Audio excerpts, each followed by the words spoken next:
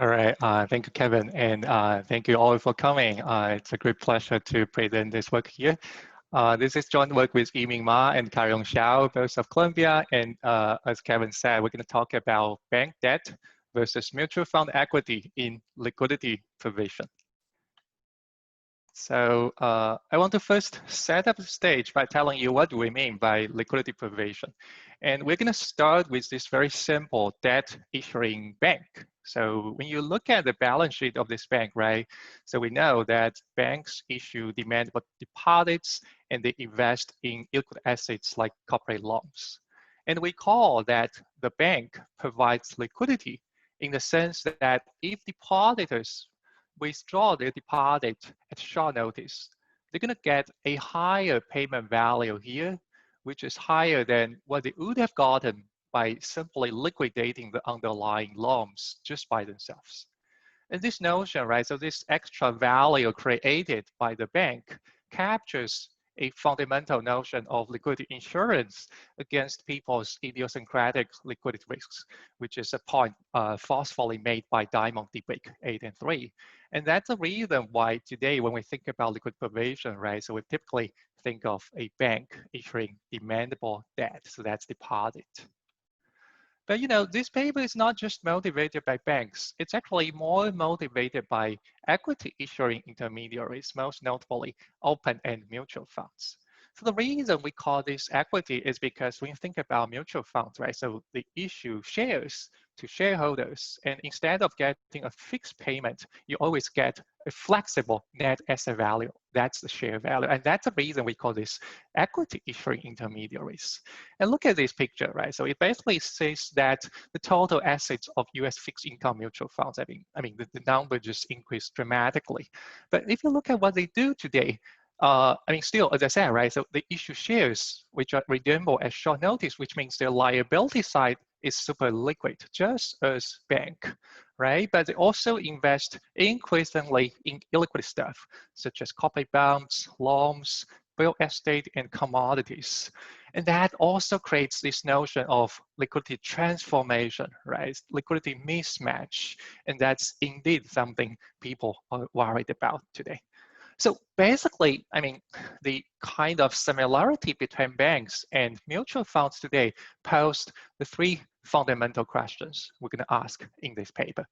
Number one is, does demand for fund equity also provide liquidity in the Diamond Debrick sense, in terms of providing liquidity insurance for people, right? So that's the conceptual question we want to ask first, right? So what's the value added here? And then if the answer to the first question is yes, we want to better understand how and why, because after all, as I said, debt and equity, they're quite different, right? So they're subject to different frictions. We want to better understand in what sense they provide liquidity and in what sense they're subject to different frictions or inefficiencies. And number three, as you can imagine, right? So this is ultimately an empirical question. So we want to ask, in reality, how much liquidity do debt and equity issuing intermediaries provide, right? We want to understand better what's happening in reality. And what's interesting here is it's not just limited to banks versus mutual funds. So we're going to give you a pretty general framework, right? So it can be applied to any financial intermediaries issuing demand for claims. We can think about shadow banks. We can even think about hedge funds, insurance companies, and that's exactly something we like about. So here is, as I said, right, so what we're going to bring to the table today. Theoretically, we're going to show you a unified framework of liquidity provision, which can accommodate both debt and equity contracts. We're going to do both under the same umbrella, and then we're going to map that framework to data. We're going to construct the first measure of liquidity provision, which can be applied to both debt and equity issuing financial intermediaries. We call that liquidity provision index, and that serves as a sufficient statistic for liquidity provision in reality. Okay. So before I jump into the details, right, so let me give you a preview of our answers, right? 3 answers to 3 questions. First question, does demand for equity also provide liquidity? And the answer is yes.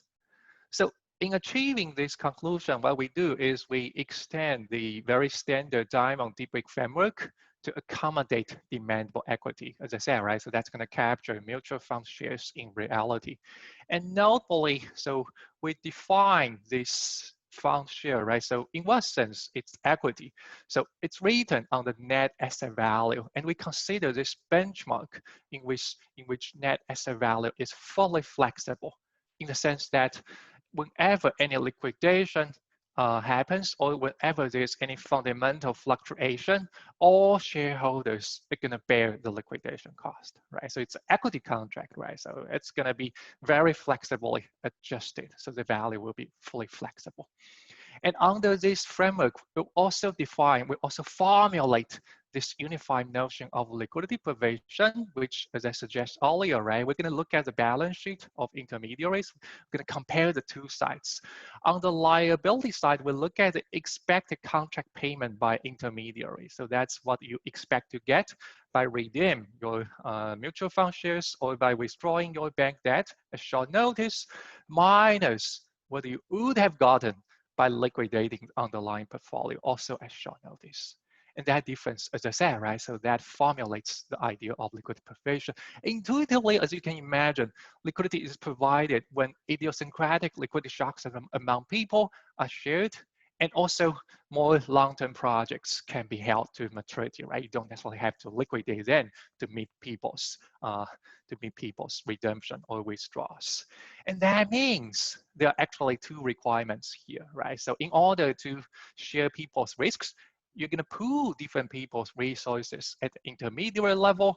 And then to make sure more long-term assets can be held to maturity, you're going to use more liquid assets first to meet redemptions. So when you think about those two requirements, right, those are super interesting because those are the necessary conditions for us to provide liquidity. And that, if you think about that, right, so it doesn't have to be debt, right? Even if you use equity, as long as you can pool people at the mutual fund level, right? So that's the idea, we call that the mutual fund, right?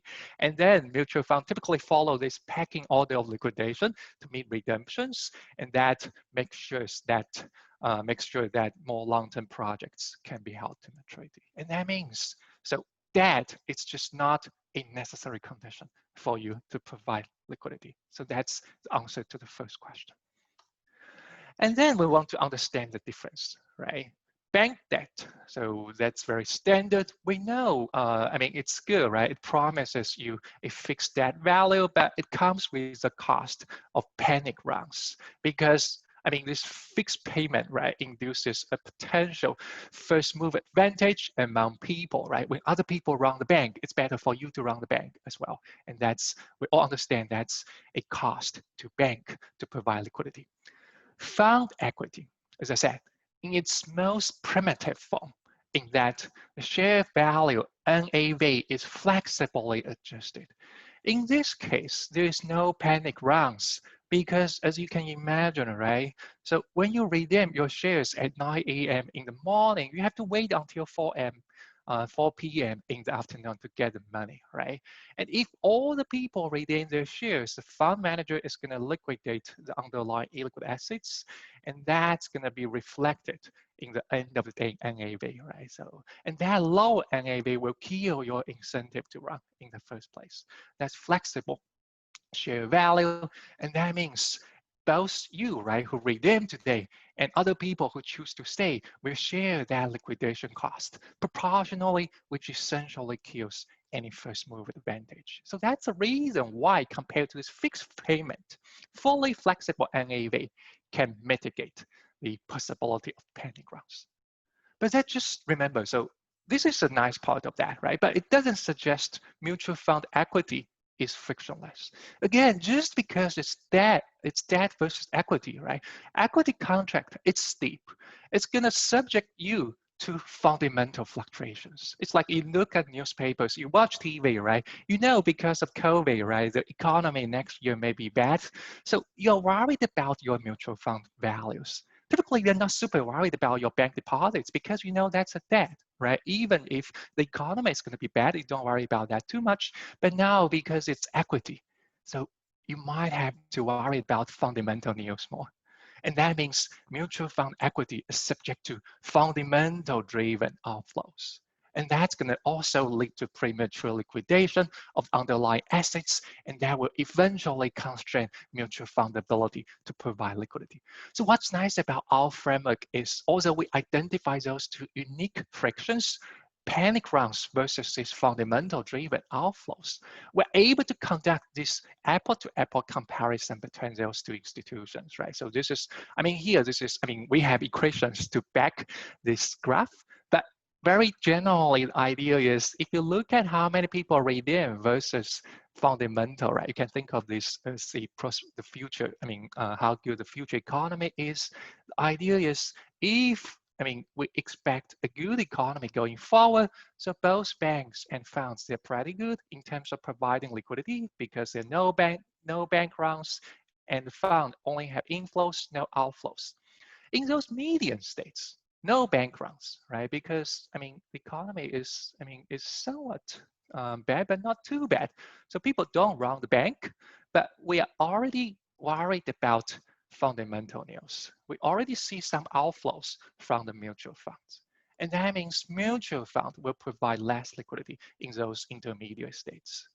However, if the economy is really bad, we have bank runs. That's super bad. Mutual funds, still they're subject to severe flows to fundamentals, but not as bad as bank runs. And that means in those bad states, fund equity instead dominates bank debt in terms of providing liquidity. So this is a very nice apple-to-apple comparison we can conduct under this framework. Obviously, it's ante, right? Which institution provides more liquidity depends on the distribution of fundamentals, and that's exactly the reason why we want to eventually look at the data, right, to answer this question, to tell you which institutions provide more liquidity in reality. So that's the third answer, right? That's the answer to the third question, which is we're going to provide this liquidity provision index, right? So as I said, it's going to be a super tight link between our theory and our empirical analysis. We're going to exactly measure what we formulate in theory. We're going to exactly look at the difference between the two sides of intermediary balance sheet. On the liability side, we're going to measure expected contract payment by the bank or the mutual fund, and we look at difference between that and the direct and the payoff from directly liquidating on the underlying portfolio as shown on this. So that's how we construct this index, and we can do that for each bank and each fund at every quarter. In our sample, what we found is for $1 invested in US corporate bond mutual fund shares, that's going to provide about 4 cents of additional liquidity, additional consumption value, versus $1 invested in uninsured bank deposits. Remember here, we talk about uninsured bank deposits to tease out any direct effect from deposit insurance. And here, as you can see, right, so obviously bank mutual fund equity provides relatively less liquidity, but still this is a very decent number. And if you control for other factors not directly related to this debt versus equity comparison, actually this bank fund LPI gap is even smaller. So we can validate our theory as well by looking at what happened within the fund sector, what happened within the bank sector. We found that mutual funds with weaker float performance sensitivity, so they are less subject to the key friction we identify, right? So that's a float to fundamental relationship. When mutual funds are less subject to that friction, they can provide more liquidity versus for banks with more insured deposits, they're less subject to bank runs. They also provide liquidity. So those are exactly consistent with the two frictions we identify in the theory.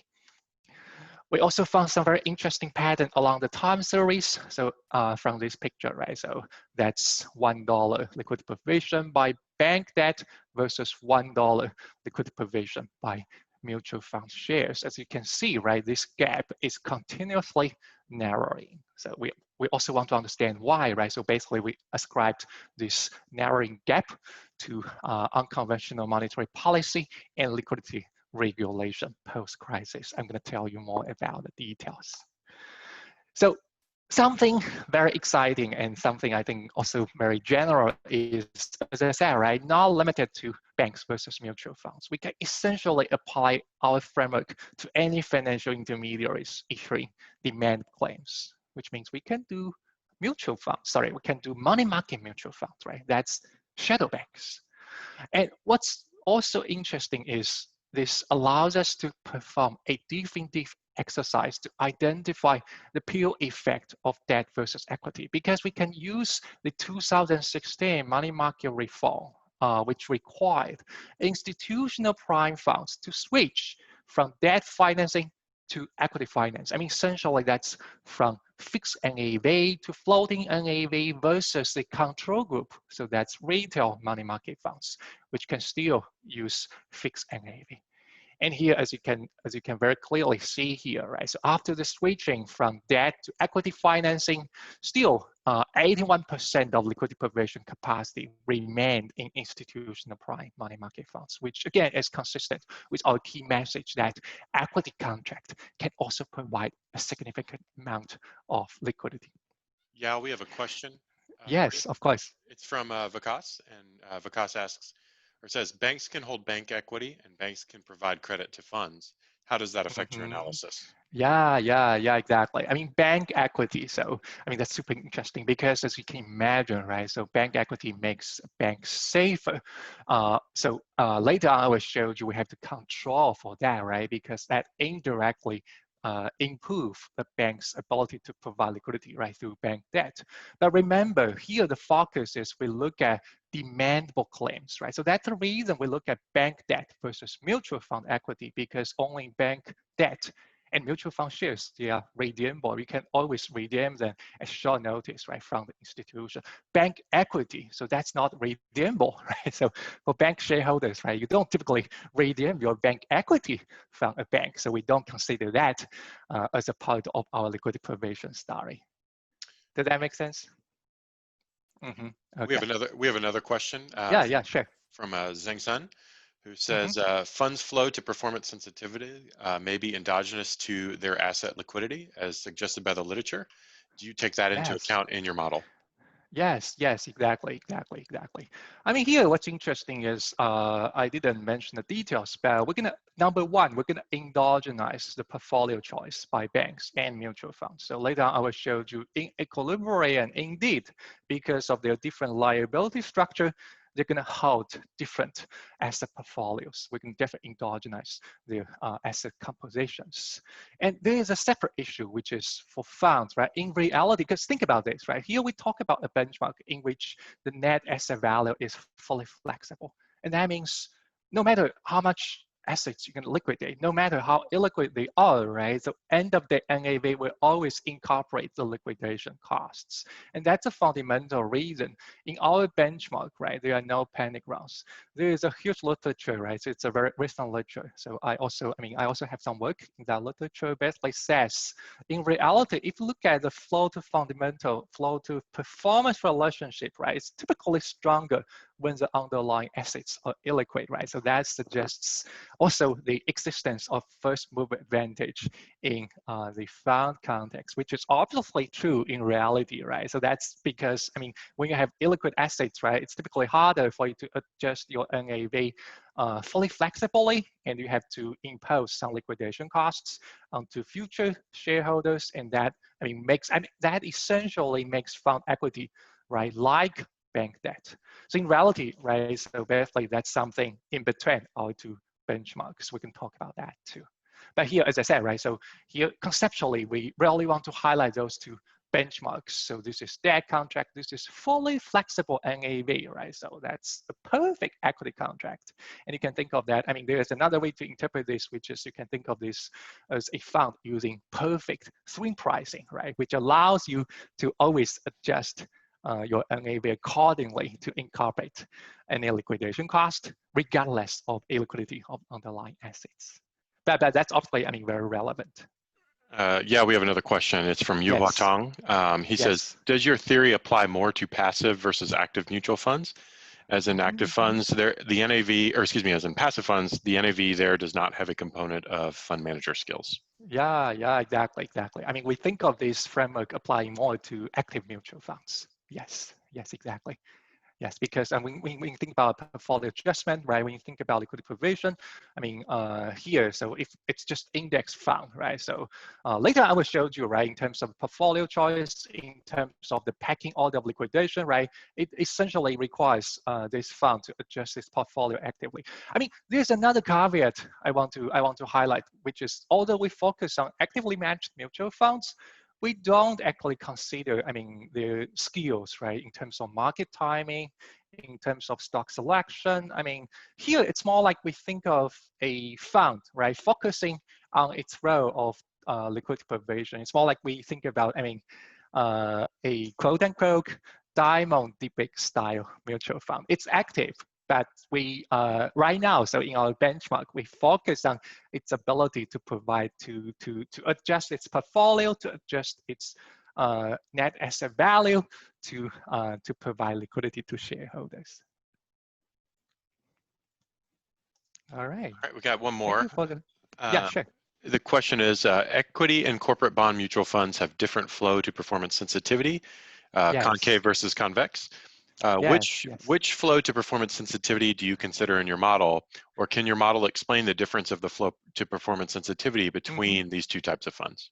Yes, great question. Yes. I mean, again, as I said, right? So when you think about, I mean, vertically, when you think about difference between equity versus corporate bond mutual funds, the reason why we see this convex versus concave flow to performance relationship is because the NAV, especially for corporate bond mutual funds, the NAV may not be fully flexibly adjusted in reality. And that's a fundamental reason we still see some first mover advantage in the corporate bond mutual fund context. I mean, even for some equity mutual funds, right? For example, like small caps, so that's also somewhat illiquid. So that's also the reason, right? We see a different flow to performance relationship in that context. Here, in theory, in this theoretical benchmark, if you just look at fully flexible net asset value, actually the flow to performance relationship will be linear here. So it's, I mean, obviously, it's both concave or convex, or it's neither, or nor concave or convex. I mean, that's the reason here we think of this as a benchmark. In reality, it's somewhat in between of those two. Yeah, I'm going to talk a little bit more about that. So how we address this issue in reality, right? To adjust for that, for those different, I mean, different patterns of flow to performance relationship in reality. I think that's it. Go ahead and continue. Sounds good. All right, so that's the introduction. Yeah, I think that was exactly good timing to answer some of those questions. And now I'm going to show you more details about this. Okay, so we have a model, as I said, right? It's a very stylized model based on diamond debrick. We introduced number one, aggregate risks. So that's the reason why we can distinguish between debt and equity contract. As I said, right, so very standard diamond debrick framework. So we have a continuum of one of households at the beginning. Each of one is endowed with one unit of wealth. But they are subject to idiosyncratic consumption shocks, which means they may be early, they may be late, right? So for early people, they have to consume on day one. Late people, they can wait and consume on day two. They don't know their type at the beginning. And that means it's risky, right? So for this idiosyncratic consumption needs, it's risky. So they want to find a way to insure against that risk. So that's the very standard diamond debrick framework. There's one consumption good called cash. It can be directly consumed or transferred to the next state. We have two technologies to do that. We have a project denoted by Y, so that's long-term and illiquid. You can think of that as corporate loans or corporate bonds. And we have the storage, right? So that's essentially cash. It's short-term and liquid. It's denoted by X here. The project, as I said, right, it bears as aggregate risks in the sense that the long-term return also, we also call that fundamental, that's risky. right? I mean, in expectation, it's better than cash, but it's risky. So you have to think about your portfolio choice between this project and cash. This is a long-term project, right? Which means at day one, so it's not yet mature. So if it's not liquidated, it retains the book value of one as a normalization. However, it's also illiquid in the sense that if you prematurely liquidate this asset on day one, so you only get a lower than one value. So that's a liquidation value. And especially the more you liquidate, the lower liquidation value you can get, right? Which captures a notion of price impact. So that's the Schleifer-Vishny fire sale idea. We have storage, right? That's very standard cash. So short-term, risk-free, and no liquidation discount. So let me talk about the timeline, right? So we have agents, we have assets, and at the beginning, the households to share their risks, they can pool their funds, their resources at this intermediate level, right? They can form a bank or a mutual fund. And the intermediary is gonna, it's a representative intermediary. So it's gonna help the households to choose number one, the contract payment and optimal portfolio, right? To maximize the household utility. So I can talk about those in details. But given the contract, it could be bank debt, it could be fund share, and given the portfolio, then at day one, the households, they're going to receive an almost perfect private signal about the fundamental. That's the return of this long-term project, right? So we just follow the global GAN literature. So to assume that they have this almost perfect signal to make inference about that fundamental. You can think of this as people look at newspaper, watch TV, and they can make they can make an informed decision, right, about whether to go or not. Especially that's really about late consumers, right? Because early guys, they always withdraw. They don't have a real choice. Late guys, they're gonna look at the signal and they make inference about the fundamental and they choose to go or to stay with the fund. And if people go, if people leave, right, intermediary is gonna liquidate assets accordingly to meet the redemptions. So I'll talk a little bit more about this first stage contract design and portfolio, right? Because that's the meat, that's really the meat of this paper. That's where we truly deviate from Diamond Deep Creek, right? By talking about difference between debt and equity. Bank debt, so that's very standard. The bank makes portfolio choice on behalf of the households, and the bank designs a fixed debt payment, right? So that's a deposit contract. So the bank provides the CB once promises this payment to households, and it's a debt contract subject to sequential service constraint. However, if you think about fund equity, right, it's different.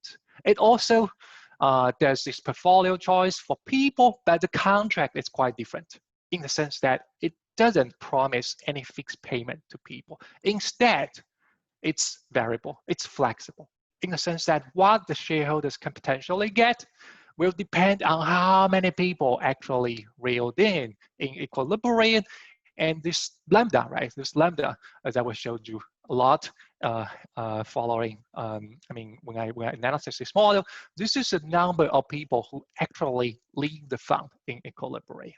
So as you can imagine, right? So the fewer people redeem, so expect the fund to liquidate less, versus the more people redeem, you expect the fund to liquidate more. And because this is equity contract, the net asset value is going to incorporate any liquidation cost incurred into this contract payment. So that's the key why we call this an equity payment, because at the end of the day, how many people redeem depend on the fundamental, right? They always look at the signal about the fundamental, and that means eventually this payment depends on the fundamental. That's equity contract. Okay, we also formulate the idea of liquidity provision. So this is a unified definition here. We first define the liquidation value. This is what you would have gotten by liquidating the whole thing on your own. So you get cash, right, plus the liquidation value of the underlying. You have this liquidation cost. That means you would not get the initial value, right, because there is a cost to that.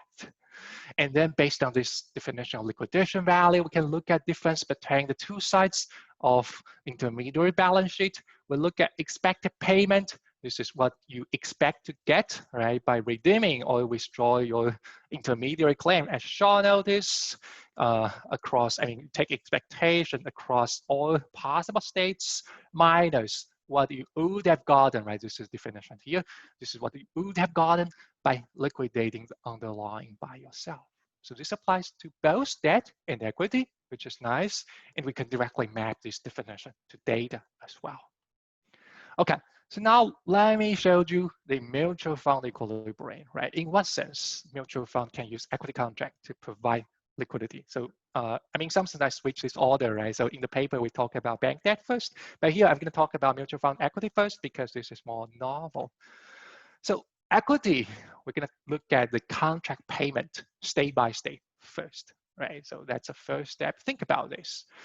This is flexible NAV, right? At the end of the day, remember, this is not a promised fixed value. So you have to think about at the end of the day, how much the net asset value is. We're gonna calculate that.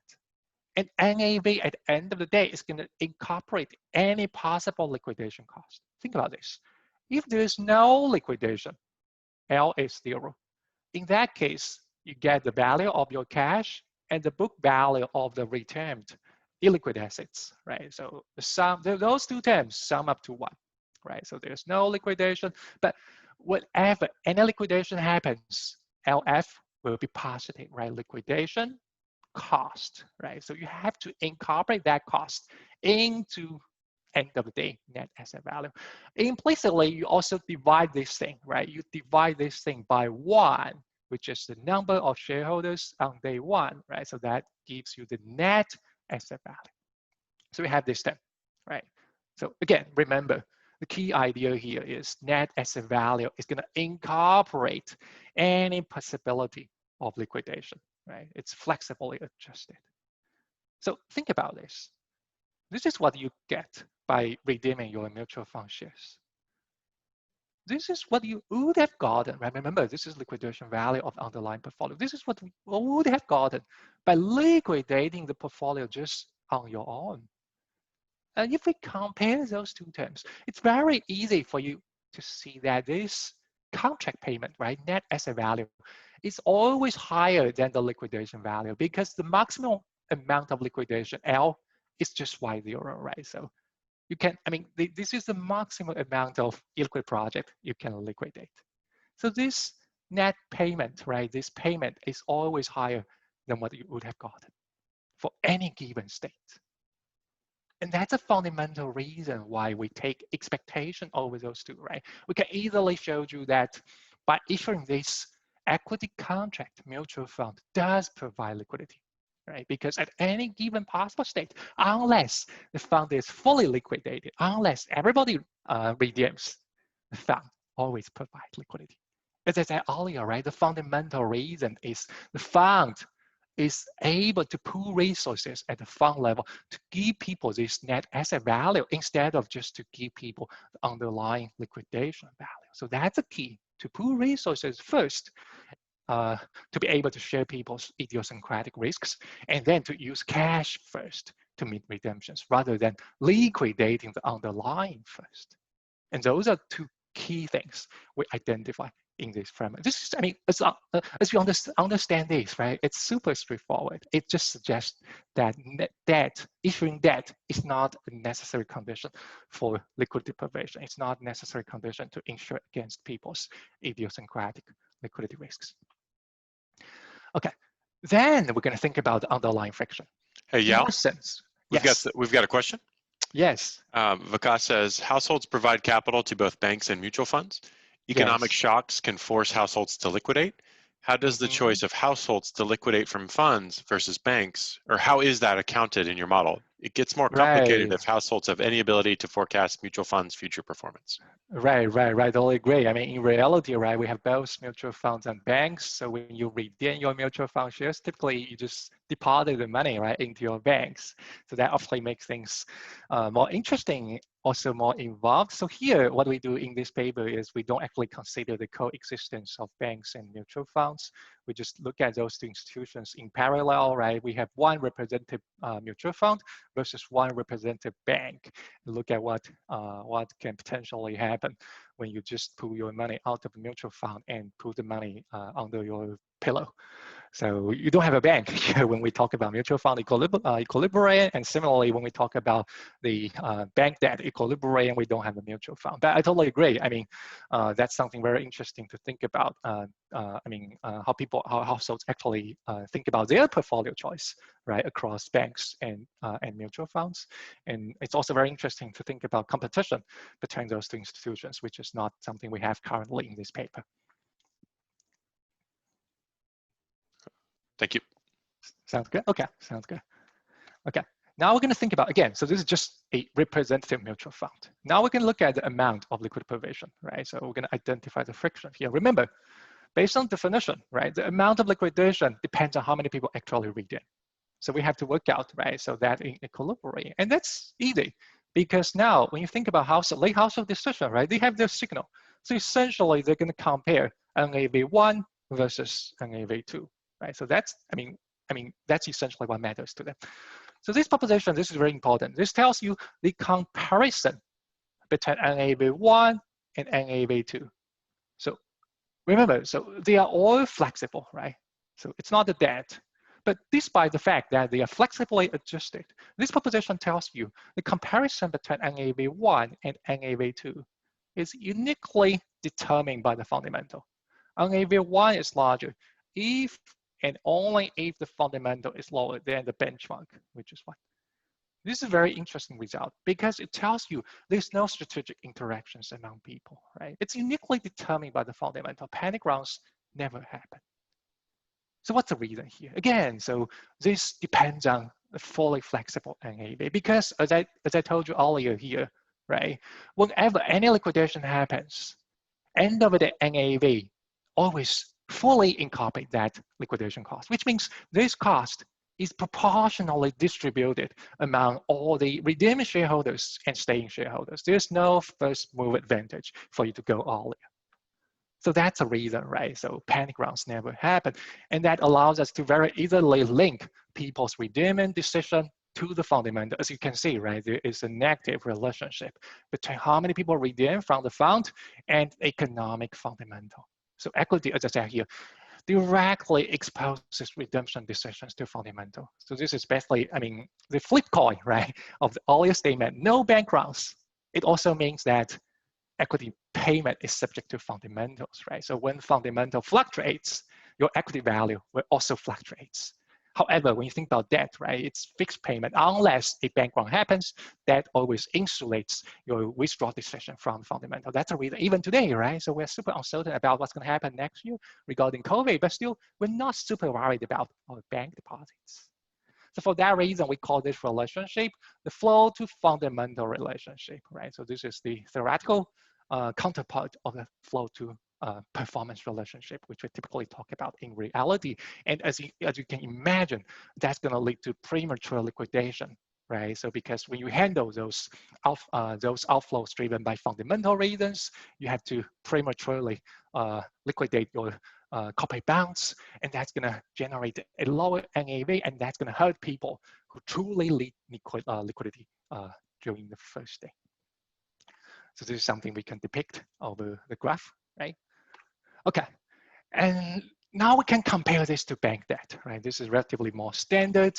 When you think about, I mean, a general, very typical diamond debate framework, right? So in the paper, we show that bank does provide liquidity, right? In our sense, in terms of generating some extra value, right? If you go to your bank, you withdraw your bank deposit at short notice, you're going to get a higher expected deposit payment than what you would have gotten by liquidating the underlying bank loans. But there is a fixed debt payment that gives rise to panic rounds. So I don't want to, upset you with those detailed numbers, but the general idea here is if you look at the bank, so there are typically 2 equilibria, one good equilibrium versus one bad equilibrium. In the good equilibrium, so when other people choose to stay with the bank, it's also better for you to stay because you expect to get potentially higher fundamental tomorrow, so which is nice. However, if other people run the bank, right, the bank is not able to fully pay those depositors. So it's always better for you to run the bank as well, because otherwise you get nothing, right? Fundamentally, the reason is, as I said earlier, so debt contract, because it promises a fixed payment, it imposes all the liquidation costs on staying households, versus mutual fund shares in its most primitive form, right? Fully flexible NAV distributes liquidation cost equally, proportionally on all shareholders, and that can kill the first move advantage. So now, as I said, two equilibria, a good equilibrium and a bad equilibrium. And that makes things a little bit challenging, right? Because now we have two equilibria. In the bank case, we have just one unique equilibrium. In the fund case, so we want to make an apple-to-apple comparison. So here we use the global gain technique, right, to pin down a unique equilibrium. In the bank case, we're going to link panic rounds to fundamentals. So that means rounds at the end of the day, by nature, they're still panic driven, right? They're still driven by people's strategic incentives because they don't know, right, what other people are going to do. But that can be coordinated by fundamentals. So that's how the global gain technique can help us. I mean, this is not, something we need, right? So at the end of the day, what we need is just to link the wrong likelihood to economic fundamentals. So there are other techniques for us to do this as well. But at the end of the day, what we do is we can find, so we can give you the graphic representation of this proposition directly. So we have this threshold of fundamental, right? When the economic perspective is good, so we don't have bank runs. So people are fine. And because it's a debt contract, right? So if there's any fluctuations in this region, people are fine. However, if economic fundamental is lower than this threshold, people suddenly run the bank. So this is how how bank runs can be coordinated by the fundamental. It's still panic-based by nature, but we can use fundamental to think about the likelihood for panic runs. And that's exactly the reason why we can do this apple-to-apple comparison, right? So now we can put the fund curve I showed you earlier back to this picture, and that allows us to do this state-by-state comparison between those two institutions, right? So this is very nice. Okay, so yeah, we've got a question. Yes, yes, for sure. Clemens asks, what differences would you get if you compare open-end funds with ETF-style portfolios? Yes, yes, very interesting. Yes, this paper, number one, this paper, it's not about ETFs, right? Because ETFs, so that's a combination of open-end and closed-end mutual funds, right? So you don't typically redeem your ETF shares, you just sell that on a secondary market, which means it's not, it doesn't directly fall into our framework, but it's also very interesting, right? If you think about how much liquidity do ETFs provide, we think about this, right? So we actually have a follow-up paper focusing on ETF liquidity provision, and as you can imagine, so actually, when you think about ETFs, it's probably easier if you think about closed-end mutual funds first, because for closed-end mutual funds, right, you just sell your shares onto the secondary market, and that essentially allows people to share their risks, right, just with each other. But we don't like closed-end funds because typically we see huge discount and the market is not super liquid, and that's the reason we introduce ETFs, right? So that with the help of authorized participants, right? So when a lot of people dump their ETF shares to the secondary market, authorized participants can buy the shares. They provide liquidity, right, to the ETF market. And that's exactly something we try to highlight in our follow-up paper, because when you think about liquidity provision by ETFs, it's not exactly by ETFs, but it's actually, it relies on AP arbitrage a lot, right? And fundamentally, these authorized participants, they are also banks, right? And that means it's just not possible for you to think about ETF liquidity provision without talking about how a bank provides liquidity. So yeah, so that's, we can talk about that for another half an hour, but the general idea is this framework, so does not accommodate ETFs, but we can apply this same idea to ETFs by looking at how authorized participants provide liquidity to help ETFs to maintain their liquidity, and that allows that allows us to think about the ETF market more generally. Thank you. All right. So now let's talk about empirical talk about empirical part, right? Liquidation provision index, we're going to map our theoretical framework to data. Remember our theory, right? So formulates a notion of liquidity provision, which is difference between what you expect to get by redeem your fund shares or bank deposits versus what you would have gotten by liquidating underlying assets. And we link that to fundamental, right? So this is, I mean, how we can compare those institutions. And when we map this to reality, right, it's a little bit challenging because it's not exactly clear what proxy we should use to proxy for the fundamental in reality, right? So there are a lot of returns we can potentially look at.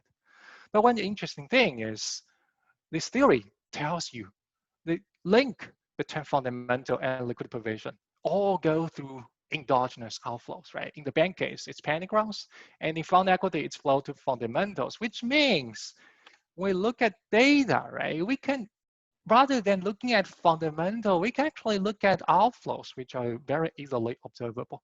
This essentially is a change of state variable, right? So we look at any given outflow in the data, right? And we calculate at that given level of outflow, we can calculate the short-term contract payment of either a bank deposit or a mutual fund share using observed portfolios by those two institutions.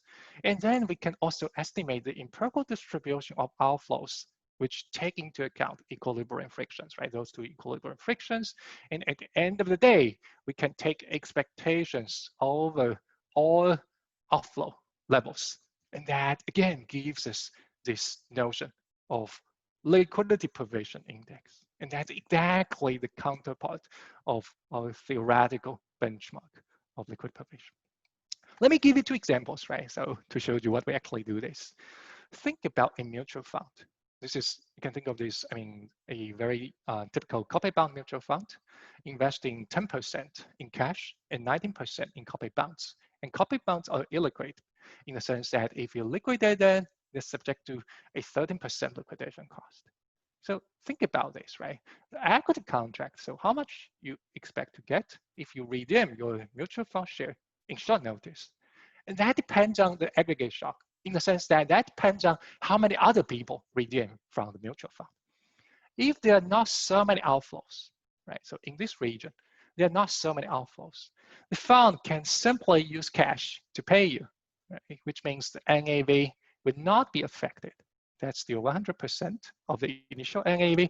However, if the fund is running out of the cash, the fund has to liquidate its corporate bond at a discount. And that results in a lower and lower NAV. When you liquidate more, eventually when you liquidate the whole thing, that's the liquidation value, right? That's what you have gotten by liquidating the whole thing by yourself. Yao? So, yes. Yuhua has a comment and a question. So yes. He says that the mutual funds in this model appear to only be active in the sense of liquidity management. Yes. They only provide exposures to the aggregate shocks, but not an alpha component. How would introducing an alpha component for these funds affect your analysis? Yeah.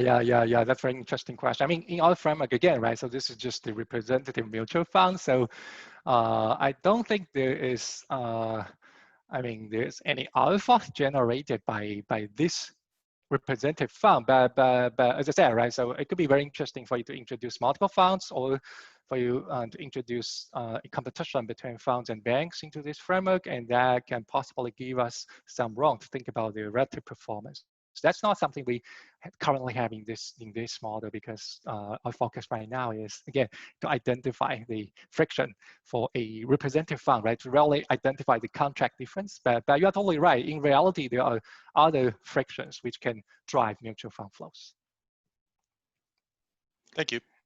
Okay, sounds good. So going back here, right? So we have this contract payment versus liquidation value depending on different level of outflows. And then you can estimate the empirical distribution of outflows, which take into account that flow to fundamental relationship, right? So then based on that distribution, you can take expectation of the difference between those two curves. That's going to give you the liquidation provision index. That's for a mutual fund equity contract versus for a bank.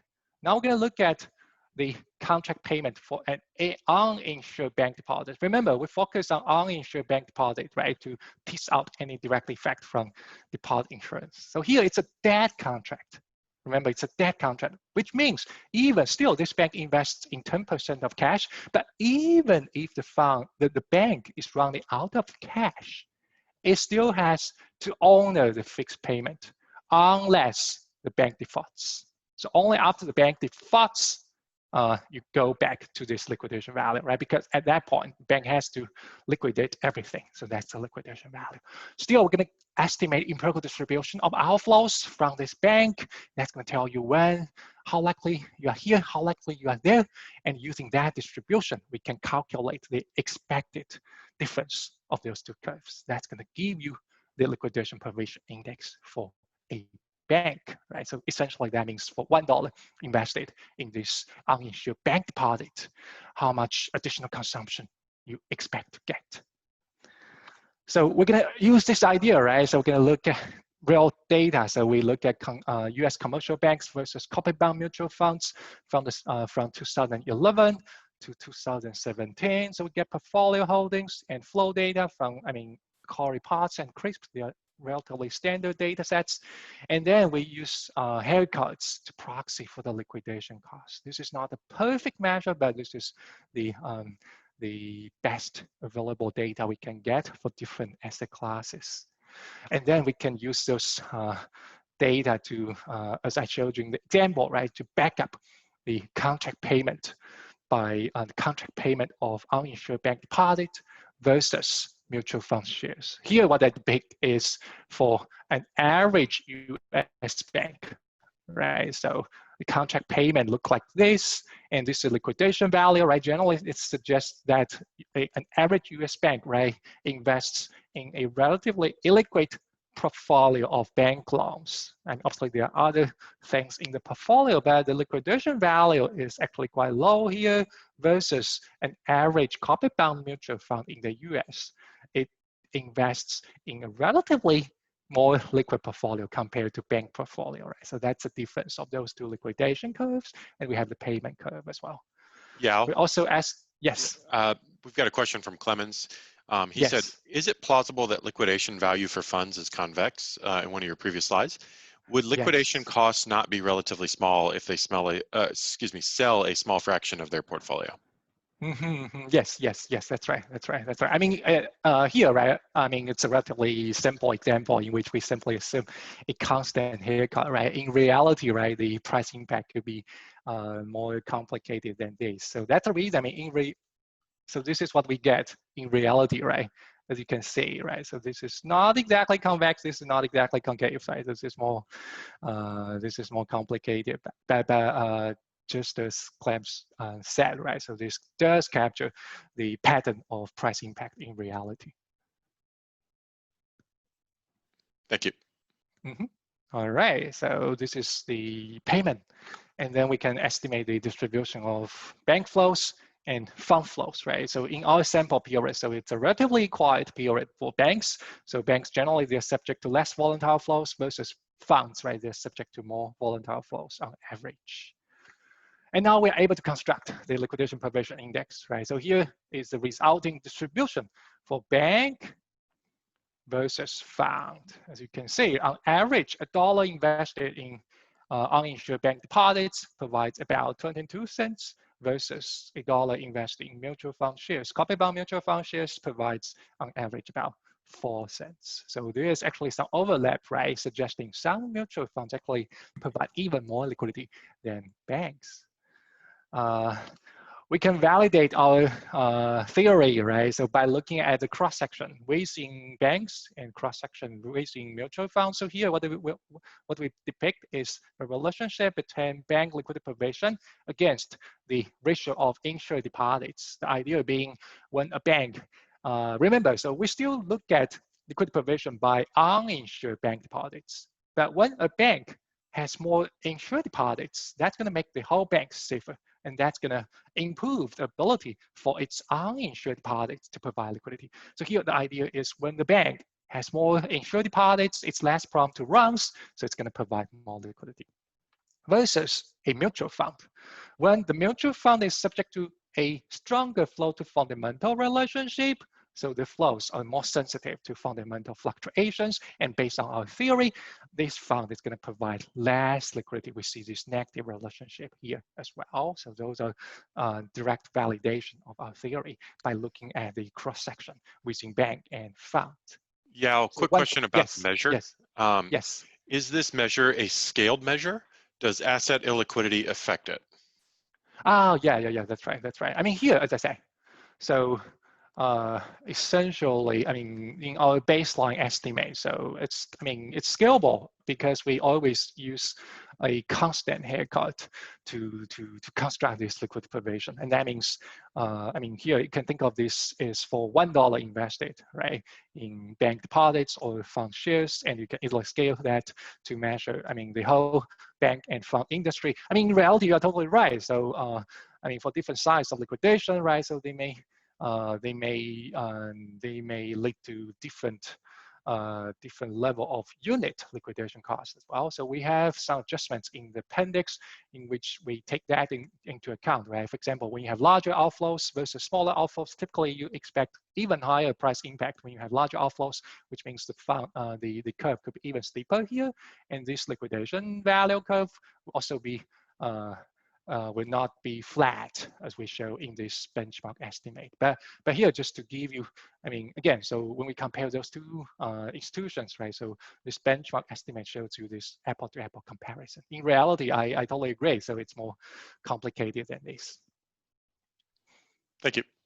Okay, great. So this is, as I said, right? So I mean, you might worry that because banks, they have deposit insurance, right? They have bank equity, right? Going back to Vika's question earlier. So those banks, they are safer, and that's going to improve their ability to provide liquidity by issuing uninsured deposits. So we want to control for those things.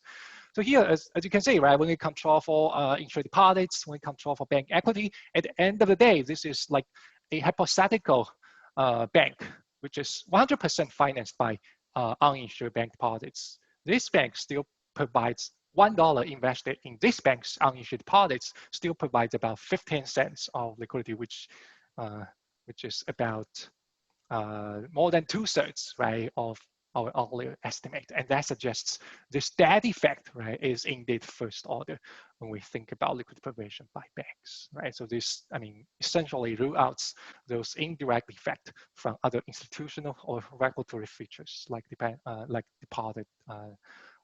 deposit insurance. Okay, so this is the money market fund exercise. This is very interesting because this number one shows you how general our framework is, and number two, it also serves as a identification using the policy change, right, before and after the money market reform. So here, just a little bit more about the details. In October 2016, the US SEC requires all the institutional prime money market funds to switch from using fixed NAV to floating NAV. And essentially, that's a switch from debt financing to equity financing. However, there is a nice control group here.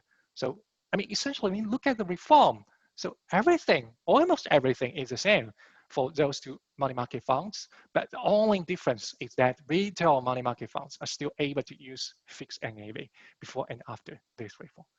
So that means we can use retail funds as a control group to look at the change of liquid provision by institutional money market funds before and after.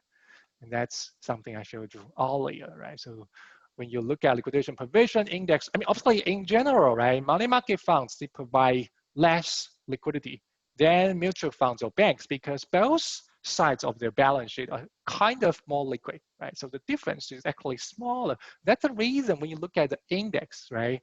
So they invest in relatively more liquid assets, still they provide liquidity. Their shares are even more liquid, but the gap, which we capture in the index, that's relatively smaller than a typical bank and the typical open-end mutual fund, but still, this is a very significant number. And after the reform, as you can see, right, so for institutional prime money market funds, their liquidation provision index declined by about 20%. And that means actually from debt to equity, still we have 81% of capacity in liquidity provision remained in institutional prime money market funds. Again, that's consistent with our message that equity does provide a decent amount of liquidity if institutions use demand for equity to insure against people's idiosyncratic risks. We have regressions. Let me skip that. Let me talk about the time series here. So here, as I showed you earlier, right? So we have $1 invested in uninsured bank deposits for all the U.S. banks from 2011 to 2017. We can do that for each bank at each quarter, and we do the same thing for each corporate bond mutual funds at each quarter, right, along the same time period.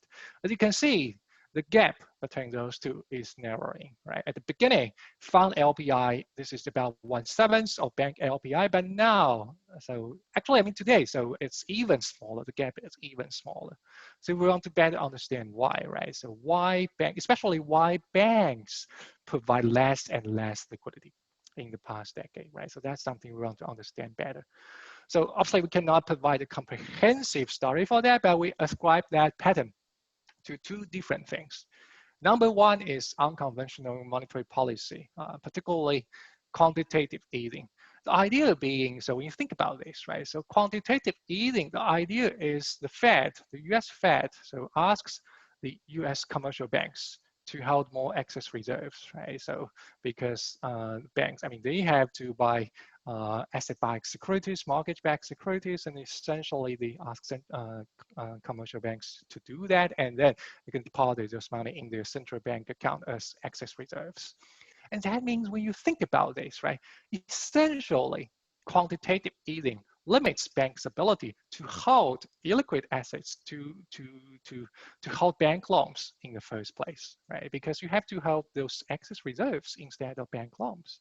So that mechanically limit banks' ability to provide liquidity because that makes banks' asset side more liquid.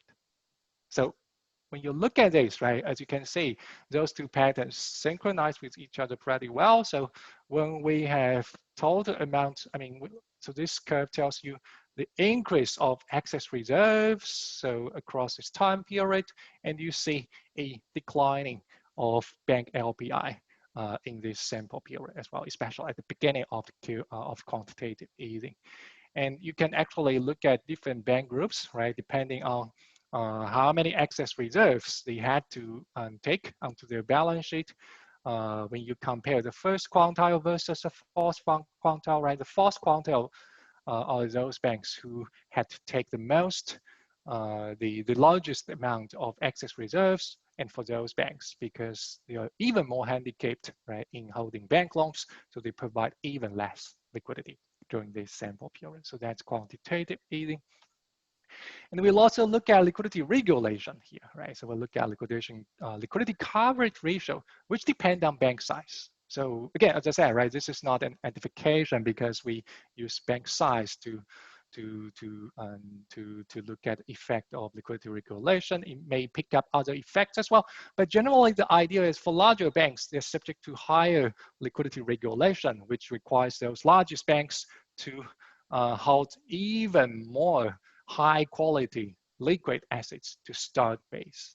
And again, that means you're kind of handicapped, right? So those banks, they're no longer able to hold bank loans as they could have done earlier. And that means for those largest banks, if you look at these red curves, right? So after liquidation coverage ratio was implemented, basically they have to hold less relatively illiquid bank loans, and they provide less liquidity in this sample period. We've got a point here about the quantitative easing. So Yes. Vikas says quantitative easing can coincide with economic shocks that could simultaneously adverse affect the liquidity provision of funds. So it is about the net effect. Yes, I agree. I mean, in some sense, this is, when you think about fundamental effect, it's not exactly clear in our framework because quantitative easing, right? If you think about the effect, so generally we think of quantitative easing as something good for the economy, right? So I mean, essentially that's suggestive of a better fundamental going forward. And if you think about our framework, right, when you have better fundamental, generally you have lower outflows, right? The fund, the banks, they're safer. So that means if it's just fundamental news, right? So we would have expected a higher liquidation provision by banks rather than a lower one. So that's probably suggestive of something else, right? In other words, so that suggests that it's not just about the fundamental effect of quantitative easing, right? It's more about the impact on the bank's ability to hold illiquid assets. Actually, let me show you some. I mean, we actually have uh, some graphical representation of what's actually happening here. Think about this, right? Think about what happened before and after QE or liquidity coverage ratio. Think about this. The idea is we calculate the contract payment curve, right? Before and after. So before, because generally the banks, right, they are less safe, right? They're less safe. They can hold more illiquid assets. So they have a lower liquidation value here, right? And the default boundary is also lower, right? Because generally it's easier for a bank to default because of the higher amount of bank loans, right? Illiquid assets. After QE, after LCR, we have a higher liquidation value. The bank becomes safer, right? Because right now the bank has to hold more excess reserves, have to hold more high quality liquid assets. So liquidation value is higher. Bank is also safer. And there are two effects going on here. Number one is because the bank becomes safer, right? So generally you expect a larger region in which the bank can provide a higher contract payment, right? So that's this positive effect here.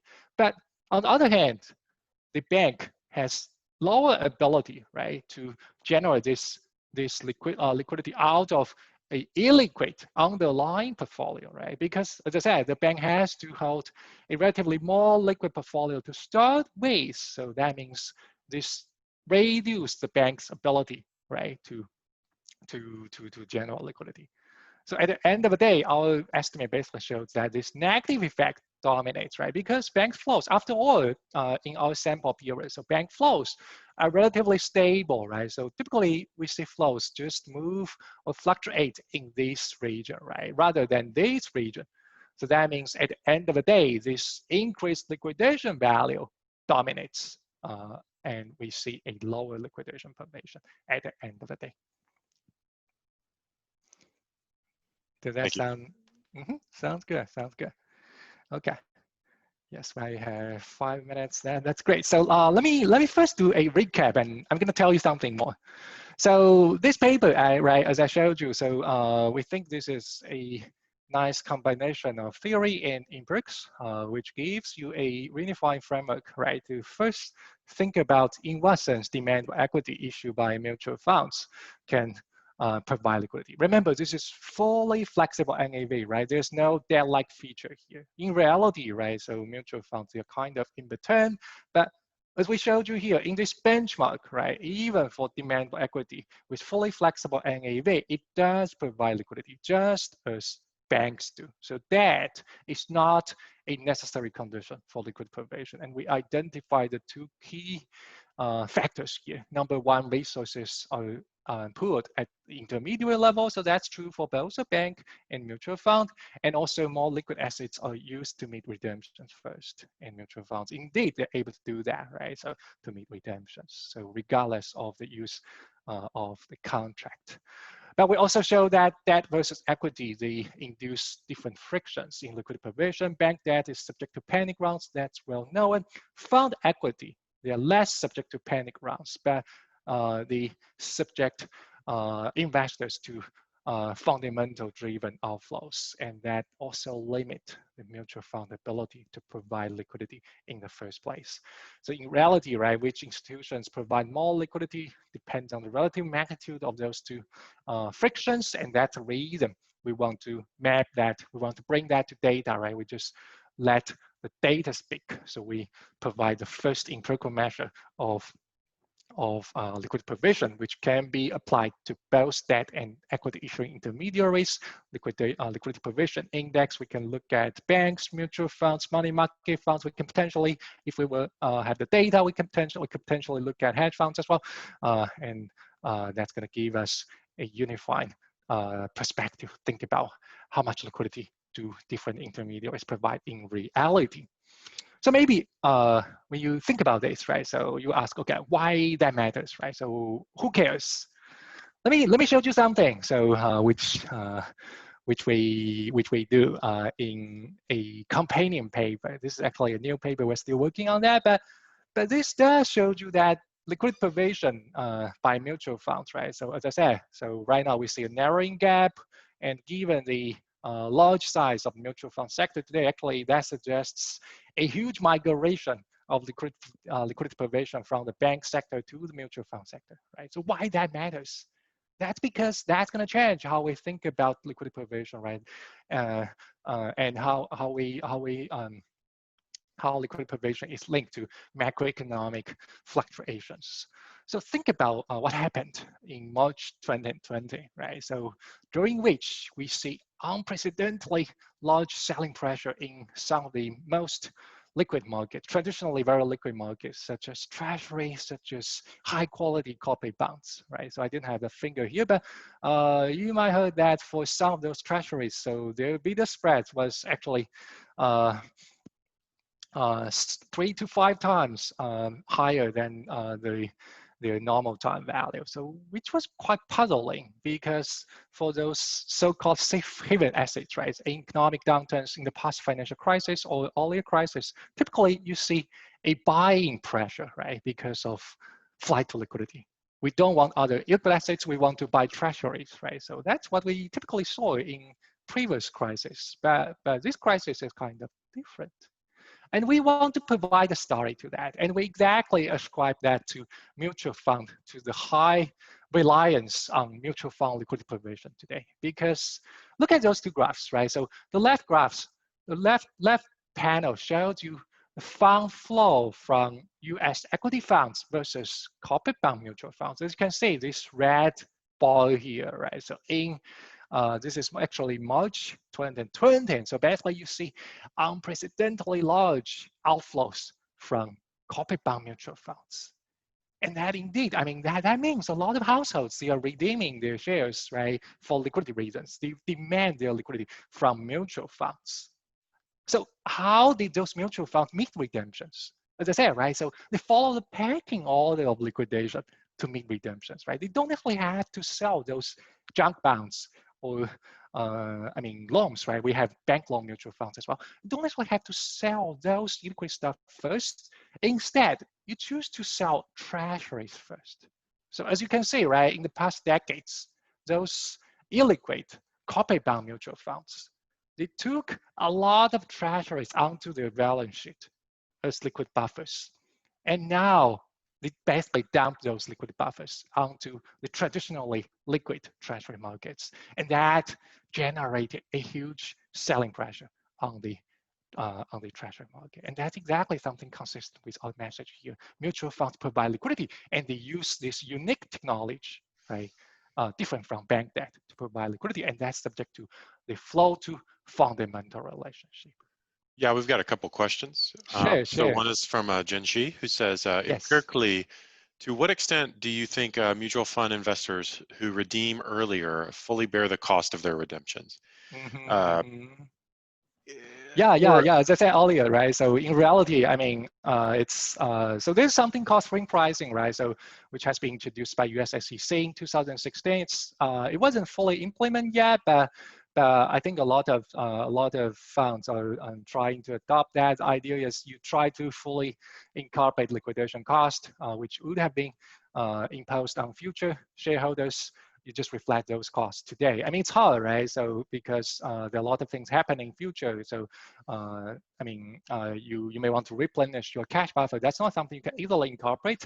But here, as I said, so this paper considers this benchmark, and in reality, right, we use empirical. I mean, we use flows in data which means when we estimate the liquidity provision index, so those flows, right, are actually taking into account. So when we calculate our liquidity provision index. So the theory provides a benchmark for you to understand how equity can provide liquidity, and our empirical analysis, because it uses real flows, right? So it does take care of those different factors.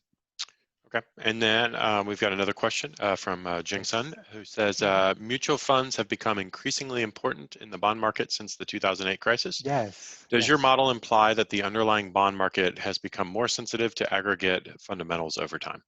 Yeah, that's exactly what I said here, right? So this essentially suggests treasury markets, right? So they are typically super liquid, but now they are more sensitive to the increasing amount of mutual fund liquidity provision. That's exactly something I want to highlight. Okay, thank you. Thank you, and thank you so much for all the great comments and suggestions.